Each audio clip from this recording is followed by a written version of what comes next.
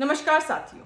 Gender equality, fundamental rights, law against the wrongful या फिर freedom of speech, ये सब सुनकर कानों को बहुत अच्छा लगता है और लगता है कि वाकई महिलाएं आगे बढ़ रही हैं, महिलाएं अपने हक की, अपने अधिकार की लड़ाई लड़ रही हैं और सशक्त हो रही हैं। 48.41% महिलाएं भारत में है, यानी ऑलमोस्ट 50% पॉपुलेशन महिलाओं की है। विमेन को exist in this society as much as the men does, लेकिन फिर भी आंकड़े देखिए, उसके बावजूद 50% महिलाओं की आबादी होने के बावजूद आज कोर्ट में जो जजेस हैं वो 99% मेल हैं, यानी पुरुष हैं, यानी आदमी हैं। 90% सैलरी आज भी मेल उठाते हैं, महिलाएं नहीं उठाती हैं। 80% पार्लियामेंटेरियंस आज भी मेल है, महिलाएं नहीं है। और 80% घर आज भी पिता, भाई या पति के नाम पर होता है, महिलाओं के नाम पर नहीं होता है।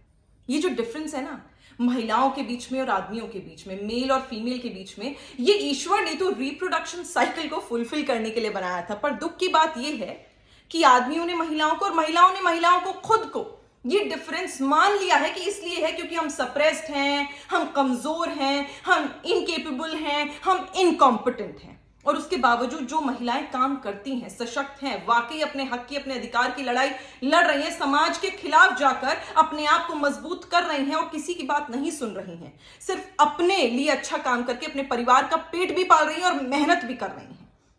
उन महिलाओं के साथ भी, मैं नहीं कह रही हूं, डेटा कहता है कि वर्क प्लेस पर 50% यंग प्रोफेशनल महिलाओं के साथ सेक्सुअल हैरेसमेंट का केस होता है। और इंटर कमिटी जो होती है, जो इंटरनल कंप्लेन कमिटी होती है, जिसे आईसीसी कहते हैं, जिन्हें 90 डेज में ये केसेस सॉल्व करने होते हैं, 90% केसेस सॉल्व ही नहीं होते हैं।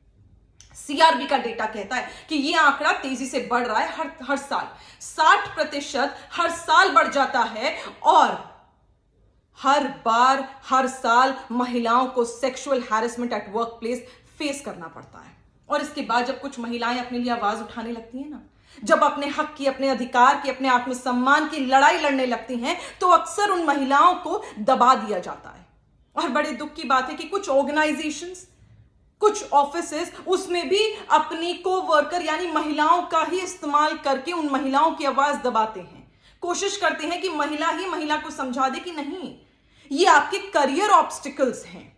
एक मिसोजिनिस्ट बिहेवियर को एक करियर ऑब्स्टिकल का इजीली नाम दे दिया जाता है, पर वो महिलाएं शायद भूल जाती, क्योंकि वो भी मजबूर है कि आज जो महिला, जिस महिला को वो समझा रही हैं, आज वो है, कल वो खुद भी हो सकती हैं। लेकिन क्या करें, 48.41% महिलाएं अगर खुद एक साथ आकर एक तरफा हो जाएंगी और अपने हक की लड़ाई लड़ेंगी ना, तो ये सेक्सुअल हैरेसमेंट खत्म हो जाएगा। क्योंकि मेरा ये मानना है कि किसी भी महिला को दबा के, 48.41% आबादी को दबाकर, उन्हें सप्रेस कर, उन्हें बिना न्याय दिलाकर कोई भी देश आगे बढ़ नहीं सकता।